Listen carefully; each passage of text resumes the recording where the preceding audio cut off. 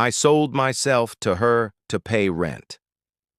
But what she really wanted wasn't money. I'm standing outside her door, heart hammering like I've just run 10 flights of stairs. Maybe I have. Maybe that's what it feels like when desperation becomes oxygen. The hallway is quiet, thick carpet swallowing the sound of my shoes. Behind me, the city lights sprawl like spilled diamonds through the glass wall. It should feel endless up here, infinite. Instead, I feel cornered, trapped between what I swore I'd never do and what I know I'm about to. I lift my hand to knock, and for a second, I see my reflection in the glossy black of the door. I almost don't recognize him. Me, Daniel Hayes, 34, laid off 3 weeks ago, 2 months behind on rent, a wife at home who still believes I'm working late shifts. God, what am I doing? The door opens before I touch it, and there she is. Elena Vale. Even her name tastes expensive. She leans on the frame like she's been expecting me. One eyebrow arches the way a question might if it wore lipstick the color of wine and smiled without mercy. Daniel, she says, and my name doesn't sound like mine anymore. It sounds softer, dangerous. Her penthouse stretches, behind her in shadows and golden pools of light. Floor-to-ceiling windows, a skyline glowing like an open fire. The air smells faintly of something, jasmine maybe, and underneath it, a sharper note I can't place. Wealth has a scent. I swear it does. I clear my throat, but my voice is rough when I speak. You said you wanted to talk. Her smile is slow, curling like smoke. I said I could help. She steps aside. Her silk robe slides against the frame, and for a second, the light catches on her skin like poured honey. Come in. I hesitate. 1 heartbeat, 2, then I do. Because what choice do I have? The door clicks shut behind me, soft and final. Inside, the city feels closer, louder. The glass walls hum with lights, and my reflection stares back at me, in fragments. Her space is warm, all cream and bronze and velvet shadows. There's a grand piano in the corner, its black surface gleaming like an unspoken promise. She moves toward the bar. Her bare feet make no sound on the marble, but her presence does. It pulls at me like a tide. She picks up a crystal decanter, pours amber liquid into 2 glasses, and turns, offering one to me. I shake my head. I shouldn't. You shouldn't a lot of things. Her voice is silk and steel, and the way she looks at me, God, it's like she's reading the things I don't dare say. Drink. I take it. Because what else can I do? My hands feel clumsy against the weight of the glass. Her nails brush my fingers when she lets go, and it's nothing, just a touch. But it burns. She watches me over the rim of her glass as I swallow. The whiskey scorches down my throat, and suddenly I'm too warm, my shirt sticking to my back. She smiles like she knows. So, she says, setting her glass down with a quiet chime. The rent? She walks toward me, slow steps, silk whispering at her ankles. You can't pay it. It's not a question, but I nod anyway. My mouth is dry. And you didn't tell your wife. Her words slice clean through the air. I flinch before I can stop myself. No, I say, and it sounds small, weak. She stops in front of me, close enough that I can see the tiny gold flecks in her eyes, the smooth curve of her mouth. She tilts her head. Why not? I swallow hard. Because she'd leave. Elena studies me for a long, loaded second. Then she smiles, not cruel, not kind, something in between. What would you do? She asks softly. To keep her from finding out? The question hangs there like smoke, like temptation. I open my mouth. Nothing comes out. Her fingers lift, slow, deliberate, and trace the rim of my glass, brushing mine again. My pulse slams so hard I can feel it in my throat. What would you do, Daniel? Her voice is a whisper now, warm and wicked, curling under my skin. I breathe out. And in that breath, I know. Whatever line I thought I wouldn't cross, I'm already standing on it. Her words don't leave the room. They settle inside me, heavy and electric, as if the walls themselves are listening. What would you do to keep her from finding out? I stare at Elena Vale, this woman who looks like sin dressed in silk, and I can't find an answer that feels safe. Maybe because there isn't one. She turns away, gliding toward the windows, and the city lights wrap around her like an expensive secret. Her robe shifts with each step, catching the glow like water. I shouldn't notice that. I shouldn't notice the way her shoulder looks bare beneath the silk, or how her hair spills down like ink over her back. But I do. God help me, I do. Do. You know what I like about this view? She says, not looking at me. Her voice is soft now, like it's meant to be shared in shadows. From up here, everything looks so small. All the people, all their problems.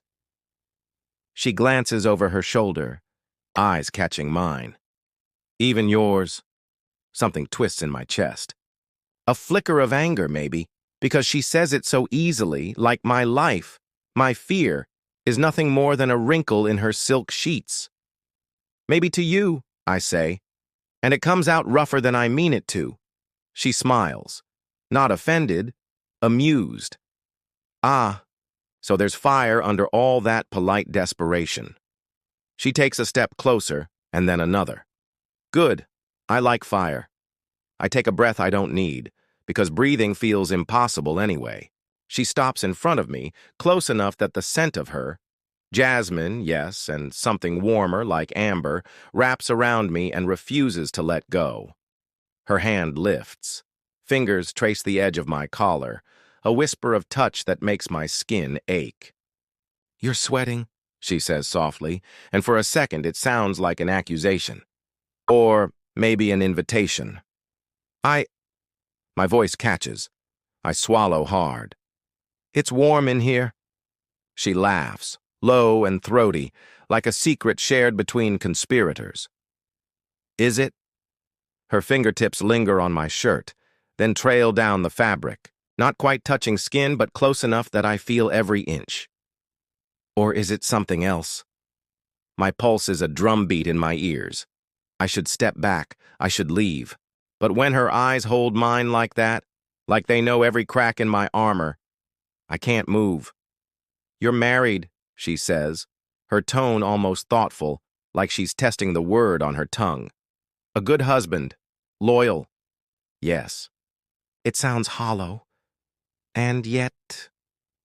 Her fingers finally leave my shirt, but the ghost of her touch burns long after. She steps past me toward the bar again, and I exhale like I've been holding my breath for an hour. She pours herself another drink, then looks at me over her shoulder. I can pay your rent, she says casually, as if she's offering a stick of gum. Not just this month, every month. The words slam into me harder than any touch. My throat tightens. Why? She turns, holding the glass like a promise, or a weapon. Because I can. Her eyes gleam in the half-light, sharp as broken glass. And because I like the idea of owning something that was never for sale. My stomach knots. The room tilts just enough to make me dizzy. And I can't tell if it's the whiskey or the weight of what she's saying. I'm not... The words stumble out, useless. I'm not something you can buy. Her laugh is soft, wicked. Everything can be bought, Daniel. She walks back toward me, slow as smoke curling through the dark. The question is, what's your price? I want to tell her there isn't one, that I'd rather drown in debt than sell my soul. But then I think of my wife, our apartment, the stack of overdue notices hidden in a drawer, and the lie dies in my throat. She stops inches from me, so close I can feel the heat of her body through the thin barrier of air. Her voice drops to a whisper. You wouldn't have come up here if you didn't already know the answer. My breath shudders out. She's right. God help me, she's right. Her hand lifts again, but this time she doesn't touch me. Her fingers hover near my jaw, close enough that the tension hums like live wire. Say it, she murmurs. Tell me what you want. I can't. I don't. My mouth is dry, my thoughts tangled in things I swore I'd never even think. She smiles when I don't answer. A slow, knowing curve of her lips that feels like both victory and promise. Then she steps back, the air between us breaking like a snapped thread. Not yet, she says, almost playfully. But you will. Her words linger as she walks away, her robe swaying like a whispered goodbye. And me? I stand there, fists clenched, every muscle tight with something I don't want to name, because she's right. I already know the answer. The storm hits just after midnight. Rain lashes the windows, running in jagged rivers down the glass, and thunder growls like something alive in the distance. Our apartment is dark except for the weak glow of the TV. My wife is asleep on the couch, curled under a blanket, her face soft in the flickering light. I should be beside her, but my phone buzzes. One message, one word. Come. No punctuation, no explanation, just that. I stare at the screen, my pulse thudding in my throat. I shouldn't go. God knows I shouldn't. But the word feels like a hook buried deep in my chest, pulling. By the time I realize I've made a choice, I'm already in the elevator. The ride up feels endless. Each floor ticks by with a low hum, and my reflection in the mirrored walls looks like a man I don't want to know. The kind who lies. The kind who betrays. The doors slide open. Her floor is silent. The hallway washed in soft light.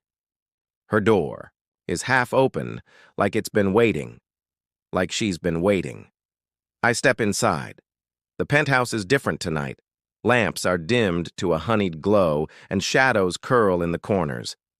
The air smells warm, spiced wine and something floral. The storm outside paints silver scars across the windows, and lightning throws the skyline into sharp relief. She's standing by the piano, barefoot, her robe gone. In its place, a slip of silk the color of midnight. It clings like it's made for her, draping low on her back, thin straps biting against her shoulders. Elena, my voice cracks, and I swallow hard. Why? Because I wanted to see you. Her tone is simple, almost soft, but it slides under my ribs like a blade. She steps closer, slow and soundless, her hair tumbling over one shoulder. And because you came, I should leave, turn around and walk out before this becomes something I can't undo. But my feet stay rooted. My breath feels trapped in my chest. She stops in front of me, so close I can hear her inhale. Her eyes search mine, and for a heartbeat, something raw flickers there, something that doesn't look like power at all. You hate me a little, don't you? She whispers. The question blindsides me. I know. Her mouth curves, sad and amused at once. You do, because I make you want things you shouldn't. I can't speak.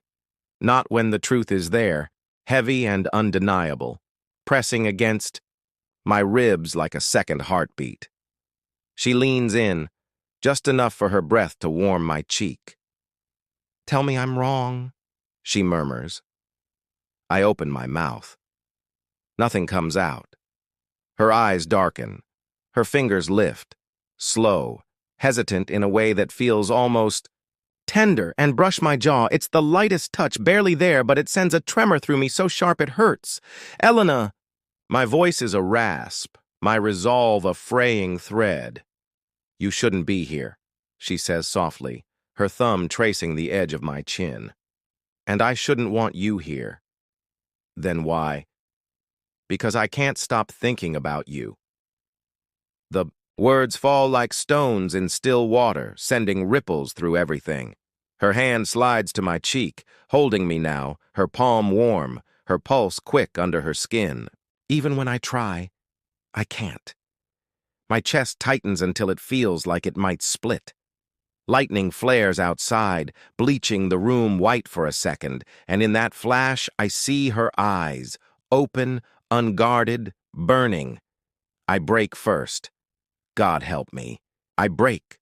My hand catches her wrist, not to push her away, never that, but to hold it there, against me, like I need the anchor. My other hand finds her waist, fingers curling into silk, and her breath hitches, sharp and sweet. Elena, I whisper again, but this time it's not a warning.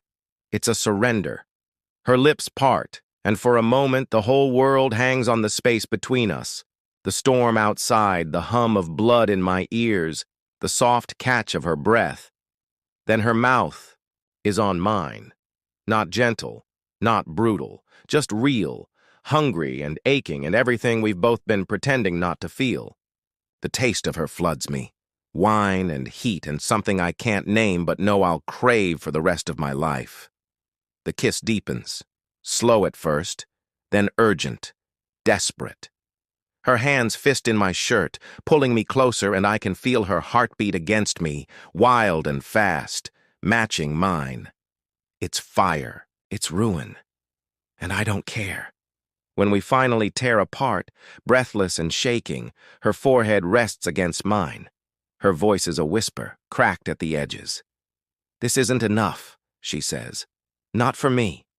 I close my eyes, chest heaving, guilt clawing at the edges of something far stronger. "I know," I breathe. And for the first time, I believe it. The kiss should have ended it. Should have burned the need out of me, cauterized the want until there was nothing left but smoke and regret. But it doesn't.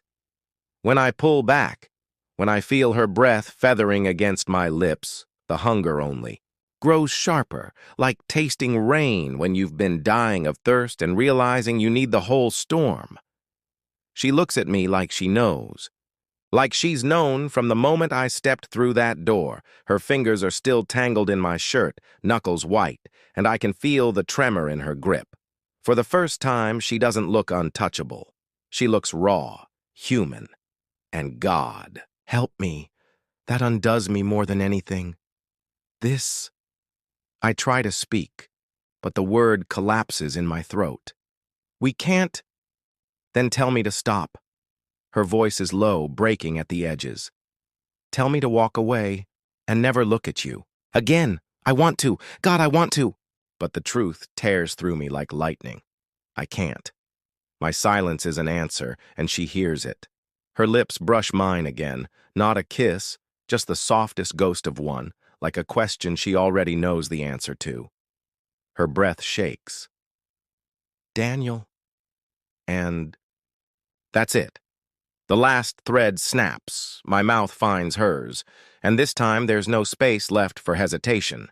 It's deep, it's desperate, the kind of kiss that feels like falling and flying in the same breath. Her body presses to mine, silk sliding against cotton, heat against heat. The storm outside rages, but it's nothing compared to this. We stumble. Backward, hitting the piano with a dull thud, and the keys sing a fractured chord beneath us. She laughs against my mouth, soft, breathless, wrecked, and it's the most dangerous sound I've ever heard. "God, you're..." I can't finish the thought because her hands are in my hair, pulling me closer, and I'm lost, drowning in her like she's the only air left in the world. When we break apart again, her forehead rests against mine. Her eyes, dark, wild, search. Mine like she's looking for something real. "You think this is about money?" she whispers. I freeze. The words cut through the haze like a blade. Her hands slide down, grip my arms tight enough to leave marks. "You think I'm doing this because I can buy you?" A bitter laugh slips from her lips. "God, if you knew how wrong you were." I swallow hard. "Then why?" Her voice fractures, soft and sharp all at once. Because you look at me like I'm not empty. The confession hits me harder than any kiss. For a second, I just stare at her. The storm flashing white across her face, carving shadows under her eyes. Elena, my voice is rough, but I don't know what else to say. She presses her mouth to mine again, and this time it's slower, aching, tender in a way that shreds what's left of my defenses. Her fingers trace my jaw like she's memorizing it, and something in my chest splinters because this isn't just want anymore. It's something heavier, something dangerous. I pull back, breath ragged. We're crossing a line we can't come back from. Her lips curve in the faintest smile, one that doesn't reach her eyes. Then stop me, but I don't. Instead, I cup her face in my hands, and for the first time, it's me leading the kiss. It's deep and slow and full of everything I've been holding back, anger and hunger, and something perilously close to tenderness. Her breath catches, and then she melts into me like she's been waiting her whole life for this one moment. When it breaks, we're both shaking. Her silk strap has slipped down her shoulder, and the sight of it, bare skin kissed by lamplight, nearly undoes me all over again. She leans in, lips brushing the corner of my mouth as she whispers, "Stay tonight." The words slam into me. Heavy with want, heavy with meaning. Elena! My voice is torn between reason and ruin. She pulls back just enough for me to see her eyes, wide, searching, almost pleading. Please! The storm outside roars louder, and for a long, taut moment, I just stand there staring at her, the weight of everything pressing down like gravity turned cruel. Then my phone buzzes. The sound slices through the moment like a blade. Look down. The screen lights up with a name that punches the breath from my lungs. Claire. My wife. The world tilts. The air goes cold.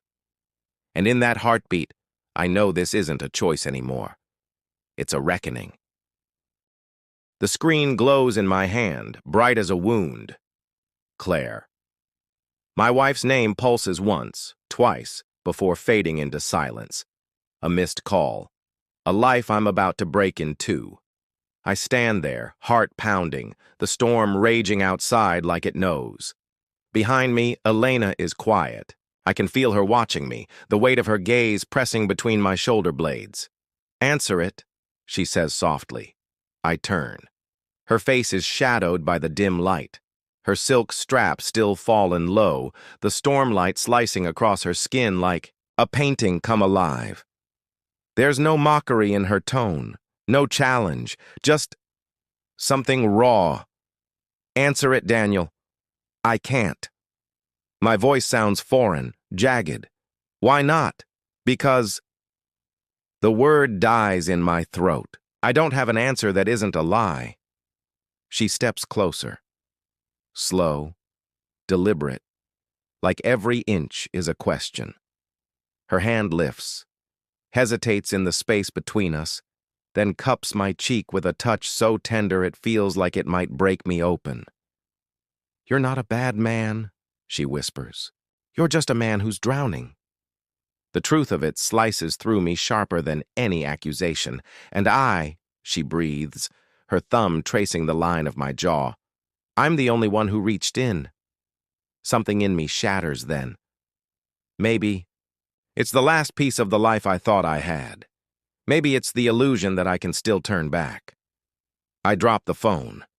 It hits the marble with a dull crack, the screen blooming into a spiderweb of light before going dark. And in that darkness, I close the space between us and kiss her like a man burning down every bridge behind him. There's nothing gentle in it, nothing careful. It's need and fury and surrender, all tangled in the taste of her. She arches into me, her fingers clawing at my shirt, and the sound that slips from her throat, low and wrecked, nearly unravels me. We stumble backward, and the world becomes a blur of heat and silk and thunder. Her back hits the glass, rain streaking the skyline. Behind her, like a curtain of fire and ice, lightning splits the sky. And for a heartbeat, the city is a frozen photograph, our bodies pressed together like two shadows trying to become one. Her lips tear from mine just long enough for her to breathe against my ear, voice trembling. Stay. It's not a command this time. It's a plea, and God help me, I can't refuse her.